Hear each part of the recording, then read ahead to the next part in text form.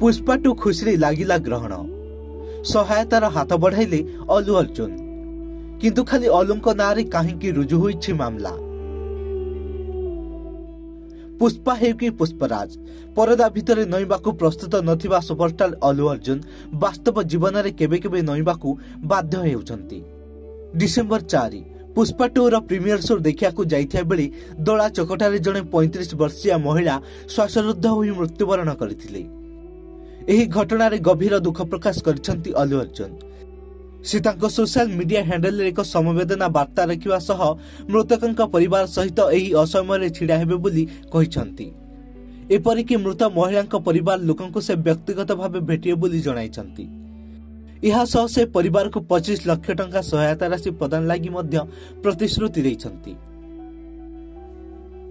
तेबे प्रश्न हेउछि जे थिएटर रे स्क्रीनिंग समय जदि महिलांकर मृत्यु होईछि तेबे अलू अर्जुन का विरुद्ध रे काहेकि मामला रुजु होईछि। पुलिस रो सूचना अनुसार अलू अर्जुन सूचना न देई थिएटर रे प्रवेश करथिले। एही कारणर दलाचकटा घटिथिला। एणु एही दुर्घटना पर मृतकंक परिवार चिकदलापाली पुलिस स्टेशन रे अभियोग करथिले। भारतीय न्याय संहिता धारा 105 एवं 118(1) एवं धारा 5 अनुଯାୟୀ मामला रुजु होईछि।